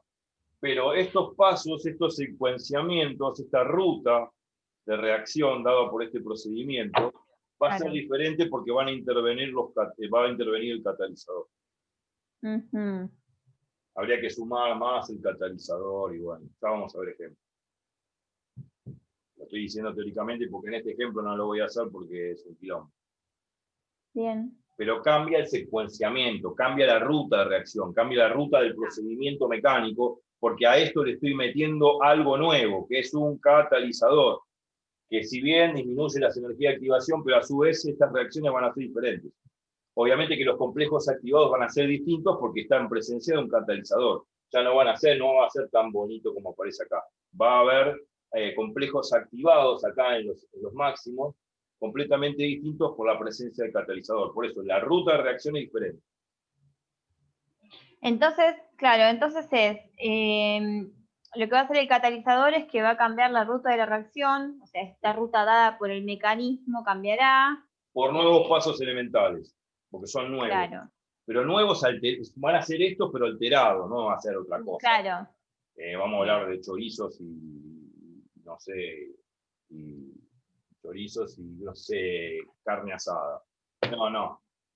Estamos hablando de la misma reacción alterada por la presencia de un catalizador, donde disminuye las energías de activación, por ende aumenta la velocidad de reacción, pero estas estas secuencias, estos pasos elementales Claro. están alterados por ese catalizador, o sea que los complejos, Claro. digamos, los productos que se van a formar acá y los complejos activados que van a aparecer acá en Van a tener catalizador. máximos van a ser diferentes. Claro. Acá Esa no diferencia es dibujo, que. acá no dibujo en los máximos, yo lo dibujé una vez. Los complejos activados que se ponen en los máximos son las diferentes conformaciones de choques que chocan en forma, dependiendo de la orientación con que chocan, ¿no? Esas diferentes conformaciones que algunas van a ser más óptimas, más eficaces, más eficientes que otras, y las más probables, las más eficaces, las más eficientes, son las que decantan a un mínimo de energía que me da la estabilidad del producto, ¿no? Ese chiste lo conocemos, pero acá no hago dibujito de nada. Se supone que acá en los máximos están los complejos activados, ¿cierto? Bueno, esos Bien. complejos activados van a ser diferentes, ahora por la presencia de un catalizador. Y este secuenciamiento va a estar alterado por el catalizador. Por eso se dice Bien. que cambia cambia la ruta de la reacción, porque ese catalizador va a alterar estos pasos elementales. Genial. Los altera porque aparecen en la reacción y además, bueno, ya sabemos que el catalizador disminuye las energías de activación, ¿no? Pero ese catalizador va a intervenir en estos pasos elementales, los va a cambiar porque va a aparecer el catalizador y obviamente que ya no van a ser los mismos pasos elementales que este, porque aparece el catalizador. Y bueno, y los complejos activados y los productos que se van formando acá abajo van siendo diferentes, claro. Bárbaro. Cambia la ruta de la reacción porque en este caso cambia el secuenciamiento de pasos elementales y los pasos elementales pasan a ser nuevos pasos elementales porque estoy metiendo un catalizador. Lo mismo si Claro, meto un inhibidor. a esos nuevos pasos elementales lo único que cambia es que le estoy sumando un catalizador. Sí, Bárbaro. por eso cambia la ruta de reacción. Porque altero los pasos elementales por la presencia de catalizador. Y lo mismo pasaría si meto un inhibidor. La diferencia es que el inhibidor aumenta las energías de activación y por lo tanto desacelera la reacción. ¿Me Bien. explico? Perfecto. Nada más. Listo.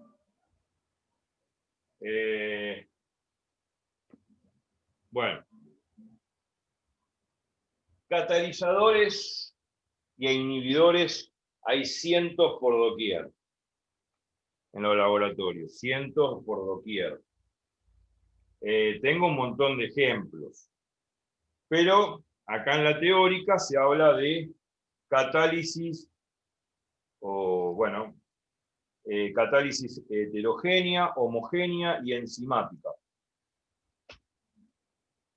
La heterogénea significa que aparecen en diferentes fases. Yo tengo ejemplos acá. Heterogénea significa que aparecen en diferentes fases. Por ejemplo, hidrogenación de alquenos y alquinos a través de catalizadores de níquel y platino. Ahora vamos a hacer algo por favor. Después, catálisis homogénea cuando están todos en la misma fase, todo fase gaseosa, fase líquida, fase sólida, están todos en la misma fase. Ejemplo, todos los gases, todos en solución acuosa, etc. Y enzimática es la que habíamos visto las veces pasadas, por ejemplo, el ejemplo, siempre que digo lo mismo, es el que tengo más a la vista, digamos. La glucosa disuelta en agua, ¿no? Uno le pone levadura de cerveza, que es una enzima, y la enzima lo que hace es la enzima se combina con el sustrato, que en este caso sería la glucosa, y la parte de la glucosa en etanol y anhídrido carbónico, que sale como globitos, porque es un gas. ¿Me explico? Bien. O sea, es una reacción enzimática, como muchas reacciones enzimáticas vemos en química, biológica y en biología. Perfecto. Después hay un tipo de catálisis que yo puse acá, catalización electromagnética, que se llama, por ejemplo, la ruptura homolítica del cloro. Pero bueno, en definitiva, hay un montón de tipos digamos, de catálisis. Bien. Homogénea, heterogénea, enzimática, electromagnética, porque la catálisis electromagnética tiene que ver con la ruptura homolítica del cloro. O sea, por ejemplo, la radiación ultravioleta, ¿no? Tiene una determinada energía dada por la constante de Planck y la frecuencia, ¿no? La frecuencia de la longitud, la frecuencia de la radiación ultravioleta es muy grande, porque es de alta frecuencia la radiación. Entonces, cuando choca contra las moléculas de cloro 2, las descompone en cloro y cloro. Eso se hace a oscuras, digamos, ¿no? Bueno, a oscuras, emitiendo, digamos, con radiación ultravioleta. Bien. Y se parte en 2 cloros. Eso se llama ruptura homolítica del cloro. Ahora, Bien.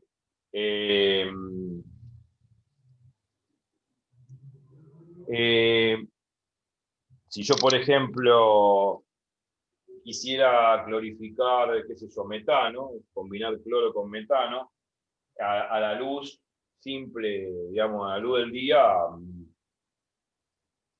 no vamos a tener que esperar mucho tiempo para que se clorifique, para que se forme cloruro de metilo. Claro. Sin embargo, si esa reacción la hacemos a oscuras, bueno, tampoco se va a reaccionar nada, pero si la hacemos a oscura, pero emitimos radiación ultravioleta, partimos los átomos de cloro y esos cloros se van a combinar con el metano para formar cloruro de metilo. Una cosa interesante que es digamos, una catálisis de tipo electromagnético, digamos, ¿no? Lo digo porque, bueno, es parte de la teoría, digamos, que uno tiene que aprender. Pero bueno, son comentarios, porque para entender lo que es una catálisis electromagnética a partir de la ruptura homolítica del cloro, es eso nada más. A ver, quería ver una cosa más.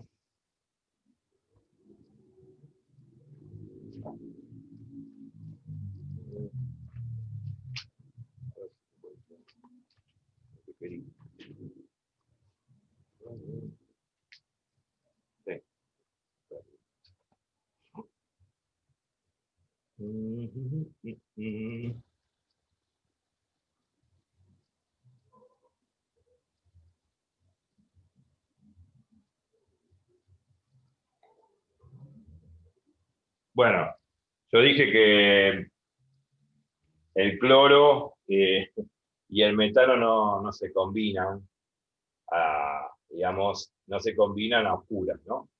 Pero si lo expongo, por ejemplo, no se combinan a oscuras, pero si lo expongo, perdón, yo por ahí me expresé mal.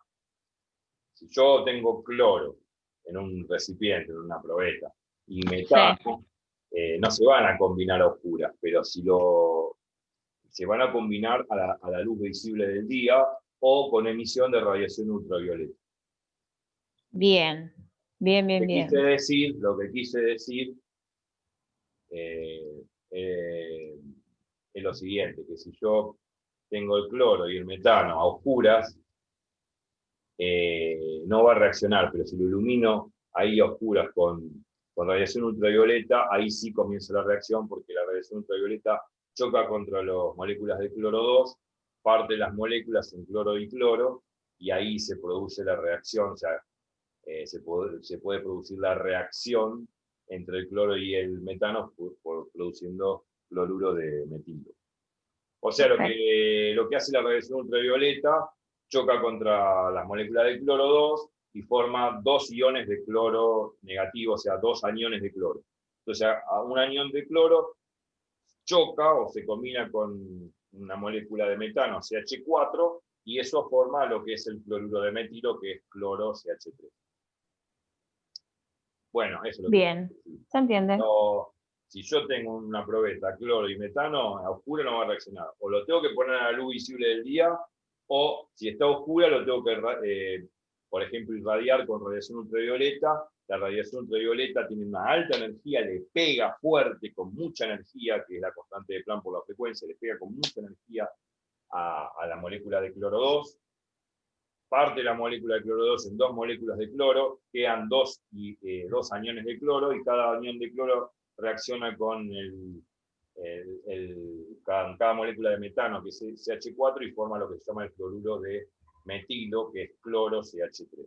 Bueno, eso es un tipo de catálisis de tipo electromagnético a través de la ruptura homolítica del cloro. Por eso lo busqué para no decir cualquier cosa. Perfecto. O sea, con presencia, la reacción de digamos, yo puedo clorar o clorificar, por así decir, cualquier alcano, CH4, que es metano, o CH3, que es etano, o cualquier alcano puedo clorificarlo. Pero, bueno, para clorificarlo lo tengo que hacer a luz visible, porque en la oscuridad no pasa nada. Porque en la oscuridad no hay ningún tipo de radiación. No, si yo pongo cloro y algún alcano, por ejemplo metano, en una probeta, no va a reaccionar. ¿Qué necesito? Bueno, o ponerlo a la luz del día, o si lo quiero dejar a oscura, lo tengo que irradiar con radiación ultravioleta, porque la luz del día tiene radiación ultravioleta. Viene todo ese combo de radiaciones que viene del sol, viene todo el combo de radiaciones, y dentro del combo de las posibles radiaciones está la radiación ultravioleta. Entonces, bueno, o lo expongo a la luz del sol, que tiene radiación ultravioleta, o esa probeta que está oscura, la irradio con radiación ultravioleta, con luz negra, que se dice, el famoso luz negra, como se usa en los boliches. Entonces, si irradia con luz negra, con luz ultravioleta, se produce la ruptura homolítica del cloro, y cada anión de cloro se combina con cada molécula de metano, CH4, y forma cloruro de metilo. Bueno, hablé, digamos,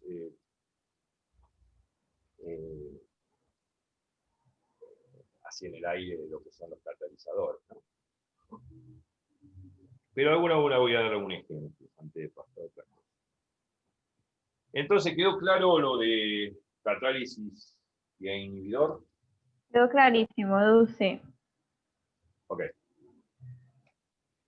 Clarísimo, Entonces, acordémonos, vuelvo a repetir, la catálisis disminuye la energía de activación, aumenta la velocidad de la reacción, aumenta la velocidad, o sea, disminuye las energías estas, aumenta la velocidad de estos procedimientos, aumentan estas velocidades, ¿no? Por disminuir estas energías de activación, acelera la reacción. Esos compuestos que son catalizadores no son ni reactivos ni productos, lo que hacen es disminuir esas energías de activación y aumentar la velocidad de reacción. Bien. Y a su vez, el catalizador va a intervenir en estos pasos elementales, o sea, cambia la ruta de reacción, y cuando dice que uno cambia la ruta de reacción, significa que cambia las reacciones en cada paso porque interviene el catalizador, eso es lo que quiere decir. Pero no va a alterar en absoluto termodinámicamente al sistema, en el sentido que la energía de productos y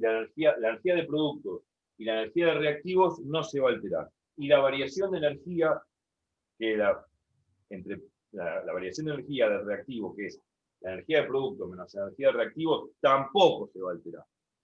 Bien. Va a seguir siendo la misma, y si era exotérmica, va a seguir siendo exotérmica. Si era endotérmica, va a seguir siendo endotérmica. Lo que sí va a cambiar, los valles estos se van a cambiar, todo este diagrama va a cambiar, porque van a disminuir las energías de activación, va a aumentar la velocidad, y van a cambiar estos pasos elementales, por la intervención del catalizador. Lo mismo pasa al revés, pero con el inhibidor. Bárbaro. El inhibidor no es ni reactivo ni producto, desacelera la reacción, disminuye la velocidad de reacción, aumenta las energías de activación, es peor, cambia todo este valle, porque aumenta las energías, pero también no solamente cambia todo este valle porque aumentan las energías de activación, sino que cambian la ruta de reacción, o sea, cambian estos pasos elementales porque interviene el inhibidor. Y obviamente toda esta curva va a ser diferente. Lo que no se va a cambiar, vuelvo a repetir, es la variación de energía de la reacción.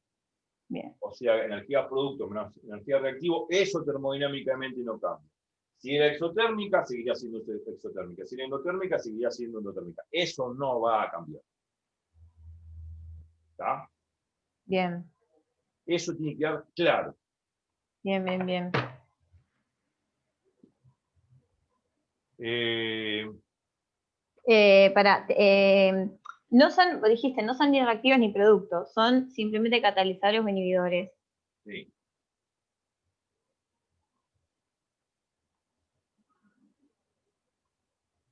Porque si fuesen reactivos y productos, no tiene sentido. No tiene sentido. Tiene que haber algo externo que acelere o algo externo que desacelere la reacción. Bien. Bien. Son conceptos importantes, Total. importantísimos, diría. Obviamente que esos catalizadores van a cambiar todo este diagrama Sí.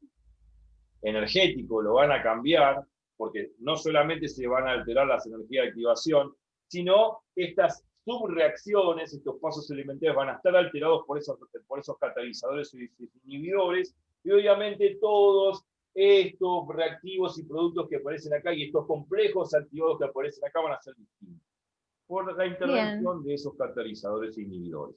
O sea, cambia la ruta de reacción. Cambia la ruta de reacción porque se alteran los pasos elementales. Pero lo que no se altera, termodinámicamente hablando, es la energía reactiva y producto inicial y final, que me va a dar la energía de la reacción total de la reacción, que eso no va a cambiar en su valor numérico, ni tampoco en su signo. Si era exotérmica, seguiría siendo exotérmica. Si era endotérmica, seguiría siendo endotérmica. Y además, esto debe coincidir siempre con la variación de energía de la reacción que se obtiene experimentalmente en el laboratorio, porque no vaya a ser que este valor de energía sea distinto a este valor de energía de la reacción acá, porque no tiene sentido, estoy hablando de la misma reacción. Bien, bien. Porque esto reproduce la reacción, emula este procedimiento de reacción, tiene que termodinámicamente ser lo mismo, desde el punto de vista energético, o sea, de que la variación de energía total de la reacción tiene que ser la misma. Esa variación de energía se llama variación de entalpía de la reacción, bueno, termodinámicamente. Bien. Estos conceptos no los escribo, pero los digo varias veces. Lo tenés que notar vos. Perfecto. Perfecto.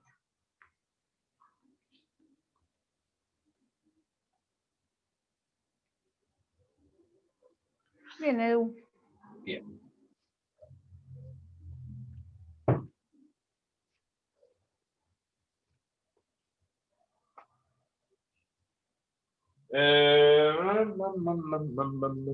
Faltan 20 minutos.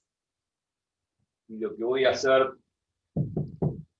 no un problema porque se va a alargar, sino el problema que vamos a hacer en el próximo video es un problema ya de ahora, más bien problemas para hacer.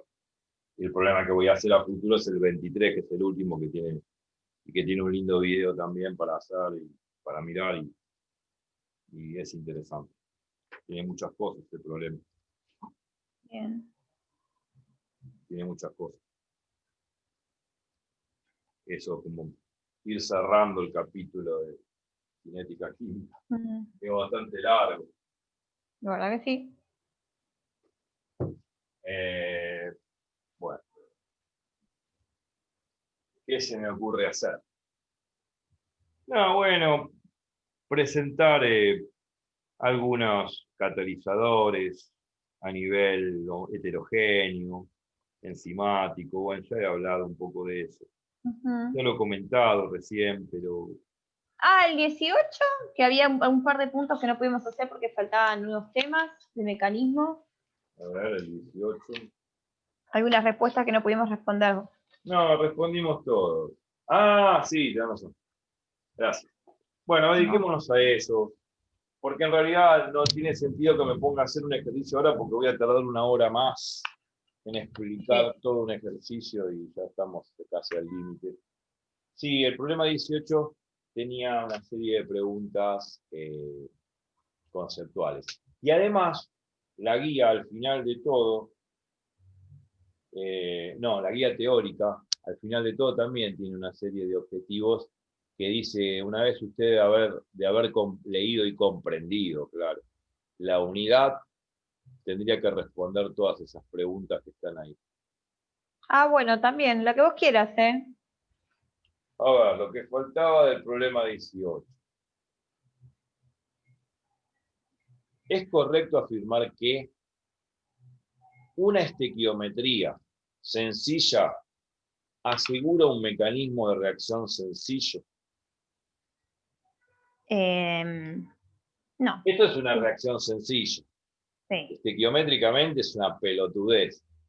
2 moles de moléculas de ozono implican 3 moles de moléculas de oxígeno.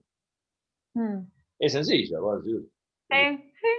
Puedo hacer la estequiometría del ciclo básico como lo hacía en el ciclo básico. Sí, no, Ahora, no tiene nada que ver. el mecanismo de reacción no es tan bonito que digamos, No, bueno, tampoco es complicado, pero podría utilizar un mecanismo peor que. total. Entonces el mecanismo puede ser sencillo o no sencillo, independientemente de la estequiometría que tenga ahí. Entonces acá, está bien, pusieron falso. La complejidad de la estequiometría no guarda relación con el mecanismo, obvio.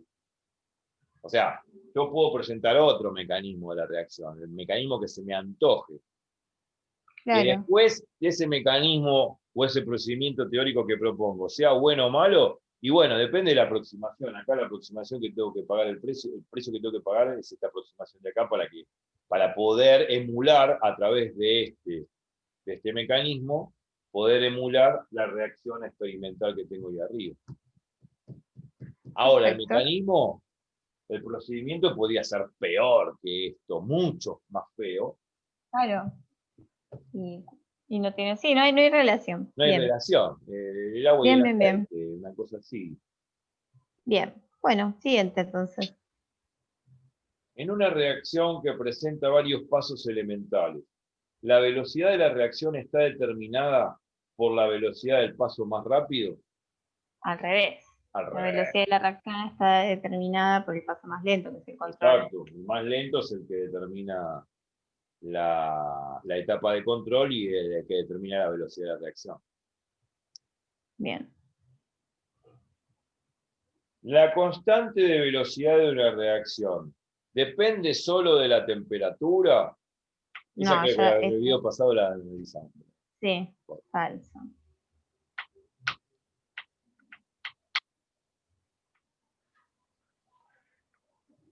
La D entonces. La pregunta es esa, ¿no? ¿La constante de velocidad de una reacción depende solo de la temperatura? Ah, Esa es la no, pregunta. ya lo hablamos. Ya lo hablamos. Dijimos que era, Depende de un montón además de de la cosas. temperatura, Ah, total, de la fuerza con la que se choquen, del área en la cual se daba el choque, no. Factor estérico.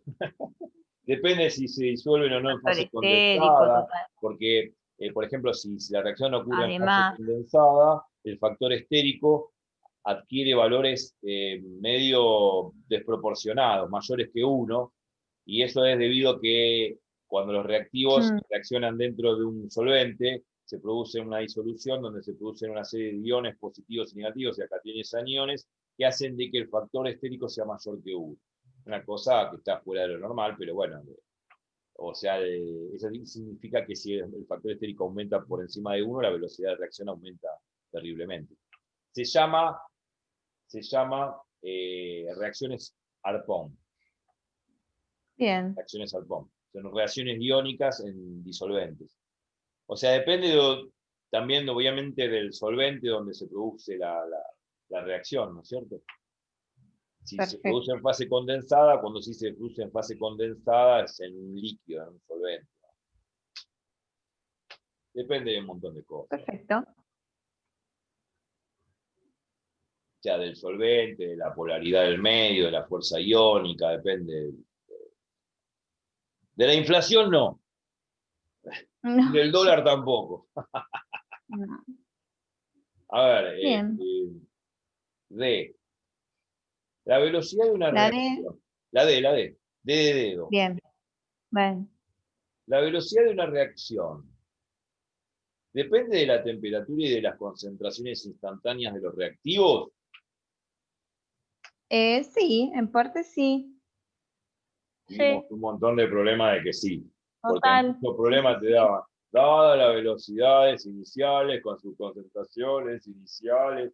Bueno, Sí, sí, sí. iniciales significa tiempo t igual a cero, pero cuando se dice instantáneo no necesariamente t tiene que ser igual a cero. T puede ser cualquier tiempo. O sea, en cada instante de tiempo hay una velocidad con una concentración de reactivo y producto. Perfecto. Perfecto. Sí, la velocidad instantánea depende tanto de la temperatura como de la... Ah, no, no, sí. Sí.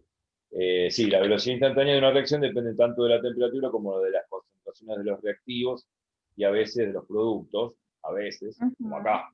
Acá depende del claro. producto. Acá el producto es un producto inhibidor, porque está elevado a la -1, la concentración de oxígeno ahí arriba. Claro. Ahí, ahí. Sí. Bien, perfecto.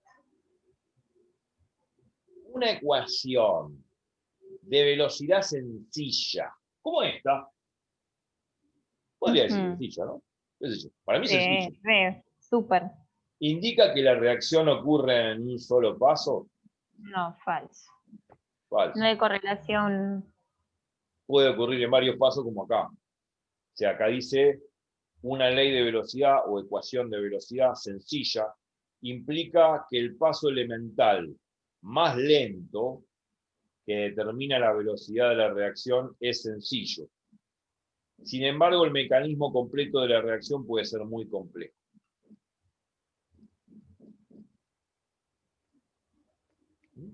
Bien. O sea, el paso más lento es el paso que determina la velocidad de la reacción en la etapa de control. Dice, una ecuación de Claro. velocidad sencilla indica que la reacción ocurre en un solo paso. No. No, no, acá hay una ecuación de velocidad sencilla y puede ocurrir en varios pasos. O sea, hay un procedimiento que es admisible. Así que bueno, listo. ¿Está? Bien. Lo que sí, espérame, varios pasos. Lo que sí, esa ecuación de velocidad sencilla denota cuál es el paso de la velocidad control, el paso Bueno, control. yo puedo tomar a esto como si fuese un solo paso, con esa velocidad Claro, experimental y punto, ya está. Yo claro. puedo tomar un procesamiento con una sola etapa, bueno, esa es la etapa experimental, puedo decir, ya está, listo. Pero yo puedo Claro. emular esta reacción por un conjunto de pasos que son elementales, donde esta reacción podría considerarla como compleja. Bien, A pesar de que sí, la ley de velocidades es sencilla, el mecanismo propuesto es complicado, complejo. bien. ¿Se entiende? Perfecto, perfecto. F, de feo. Ah, no, esto del diamante grafito, no me interesa. Ah, no, no, no. Es Ya está interesantísimo el entonces. tema ese de diamante, grafito, grafeno, fullereno. No, no me deje, no quiero hablar de eso. No, Nanociencia, nanoestructuras, para obtener semiconductores y superconductores a temperatura ambiente, y también para tratar enfermedades, para fabricar mira, antibióticos, para detectar, para encerrar bacterias, para encerrar virus, para, digamos, hacer fármacos oncogénicos, ¿no? O sea, que combaten el cáncer wow, wow, wow, sí. y separan las células cancerígenas de las no cancerígenas. Wow, qué Porque la zarpado eso. quimioterapia te hace mierda las células Todo, buenas y malas. En cambio, con la claro. tecnología de los fullerenos, en nanoestructuras, en nanociencia, se podrían separar las células cancerígenas de las que no lo son, Wow, sin producir ningún tipo de, de, de, de reacción contraproducente o reacción, ninguna contraindicación, podríamos decir, a nivel medicinal. Avancemos con los fullerenos, mierda, no solamente por sus semiconductores y superconductores, sino la nanociencia del día de mañana va a reparar tejidos, células, exacto. va a combatir enfermedades y sobre todo cáncer. Perfecto. Vos que vas a ser bióloga, te Sí, comprometo, me suena re interesante eso que decís, total. obvio. Y todo esto tiene que ver con esto de diamante, grafito. En realidad el grafeno es la base fundamental para hacer grafito, diamante, fullereno. El grafeno es 200 veces más resistente que el acero. Mira, No, hay un montón de cosas para hablar. Yo no quiero hablar más de esto, porque si no me voy a No, la está mierda, bien. tengo que agarrar los apuntes también, porque me acuerdo de muchas cosas y muchas cosas tampoco me acuerdo, y son muy interesantes. Bien. Ok, Ese yo. perfecto, Edu, entonces. Bueno, después los objetivos que hay que completar, las preguntas, después las vemos. Yo pienso que en el próximo video, ya que hablé muchas cosas, que anotaste muchas cosas, y el video lo voy a colgar, y creo que la mejor manera de copiar es rever todo lo que se hizo en el video, Ujú. a partir de todo este bonito concepto que hemos digerido hoy, con esta clase número 19, creo, Sí, y poder hacer problemas de la guía y de parcial, sobre todo el bonito problema 23, que es la descomposición del peróxido de hidrógeno, que es el agua oxigenada, en la cual formamos agua líquida potable más oxígeno. Yo después voy a presentar un videíto donde con un catalizador de ioduro de potasio puedo, que en realidad termina siendo iodo negativo, catión, anión de iodo, acelera la reacción de tal forma que produce, y vamos a ver, es un espectáculo ver esa reacción, y también vamos a verlo con otro catalizador, que es el catalizador de dióxido de manganeso, que se obtiene del polvito negro que tienen las pilas adentro, eso es dióxido de sí. manganeso.